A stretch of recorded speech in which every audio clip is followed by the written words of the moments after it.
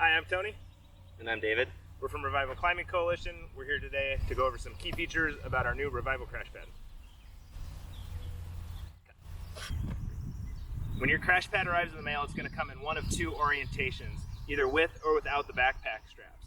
If you order it without the backpack straps, the webbing will be in an orientation that you can use it as a simple carry. This is great for if you're running around the crag and you don't want to hook it back up to the backpack straps or your own personal backpack. It's not the most comfortable thing, but it's nice and easy. The other option is with the backpack straps, and those will already be attached to the 4 webbing and G-hook points on your backpack strap. You can just throw it on and start running around with it right away. This option is nice because it's completely removable away from the crash pad, so if you're climbing in a muddy area, it's not going to get your shoulder straps all gross. Alright, now we're going to show you close-ups on how to secure your own personal backpack or the backpack straps to the crash pad. We're going to start with the backpack. Always start with your crash pad laying flat on the ground. We're going to put the backpack on top.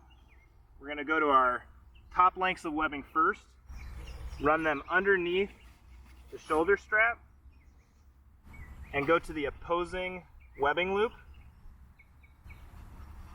Cinch it down and repeat the process with the other length of webbing.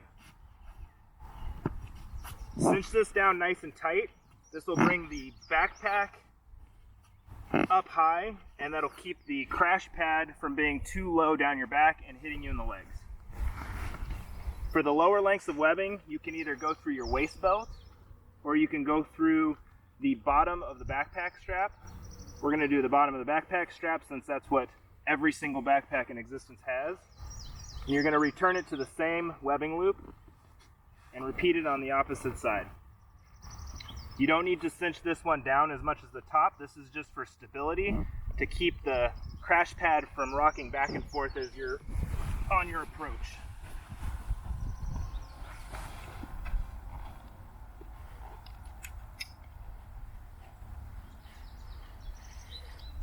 And for the backpack straps, you're also going to start with the crash pad laying flat on the ground, but we're going to take our top lengths of webbing and we're going to run the G-hooks all the way to the crash pad.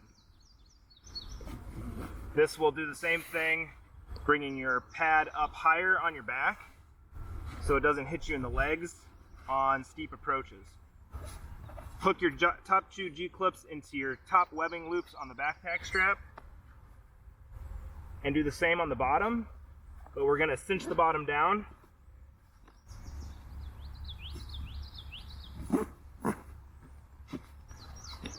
And that's it. Easy.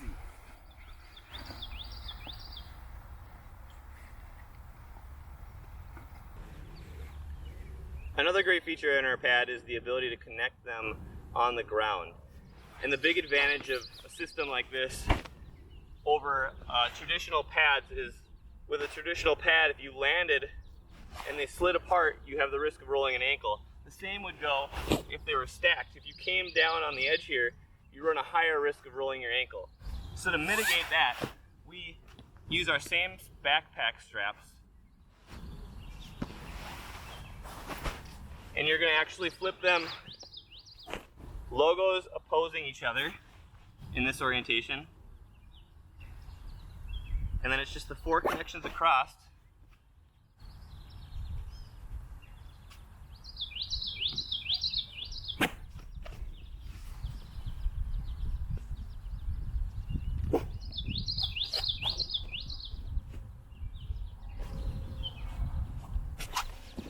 Cinch them down, flip it over, and now your pads aren't going to want to fall apart. It also works in areas where you have a big rock protruding out of the ground, causing your pads to naturally want to slide apart. And you can actually put your pads up here after you connect them together and go back and pull on your webbing to tighten it all down. Now if you came down here Same thing, you don't get the pad sliding apart. Next thing we're going to show you a close-up on is how to secure two pads together. Come on back. Just like the first video, you're going to put your logos opposing. We already have the backpack strap on, so you know what the carry side is. So the 4 lengths of webbing that are available on the back, you're just going to put over the top.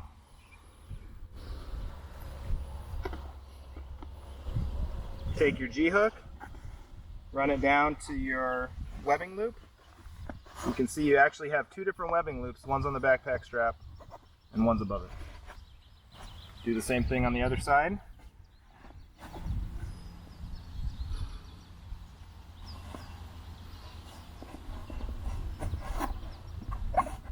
And then cinch these down. I like to start with them already tightened. This makes it quicker. For the bottom 2, again, these are different.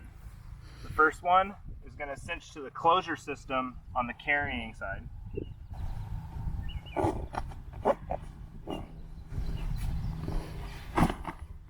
And opposite of that, you will have your own designated webbing loop.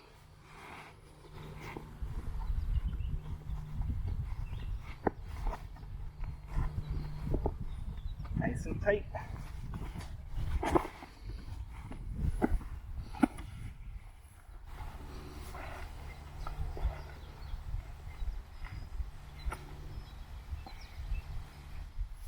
Ta-da!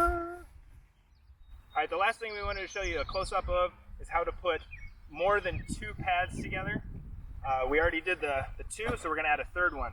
We talk about how this is infinite, we actually want to show you so you believe us. Just like the additional pad on this setup, we have the logo facing towards the carrying side. And it's the exact same thing. We're going to use all 4 lengths of webbing, but this gets even easier. We're actually just going to run the G-hooks about halfway up the webbing, and then we're going to secure it to the webbing lengths that we're already using from the second pack.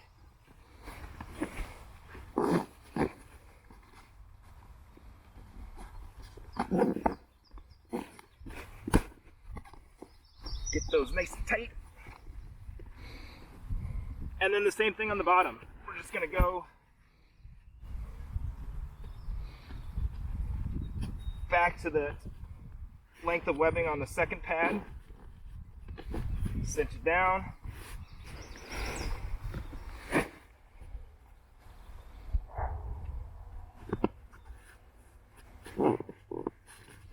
make sure you get these nice and tight as you add on to them. You don't want the one in the very back starting to rock and roll.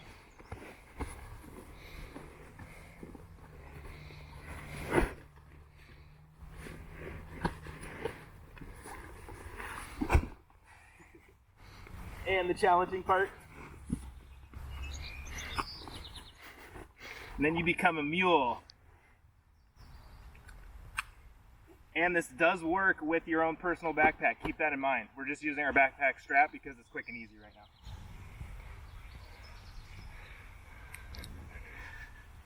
Thanks for coming and checking out the website, and we look forward to you guys enjoying your new crash pads. Thanks.